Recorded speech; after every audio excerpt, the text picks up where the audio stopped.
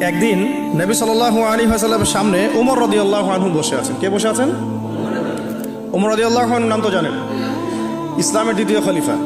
তিনি জাস্ট এমনি কৌতূহলবশত দেখছেন, দেখে নবীজিকে বলছেন যে তাওরাতে কিছু সুন্দর কথা আছে ইয়া রাসূলুল্লাহ। এই কথা বা এই স্টেটমেন্ট শোনার সাথে সাথে নবী সাল্লাল্লাহু আলাইহি ওয়াসাল্লামের চোখ মুখ রাগে লাল হয়ে গেল। হাদিসটা মিশকাতে আছে। রাগে লাল হয়ে নবী সাল্লাল্লাহু আলাইহি ওয়াসাল্লাম বলছেন যে ইয়া ওমর, হে ওমর, তুমি আমার সামনে তাওরাত পড়ছো? জেনে রাখো, লাউ কানা মূসা হাইয়ান, যদি মূসা আলাইহিস সালাম এখন জীবিত থাকতো।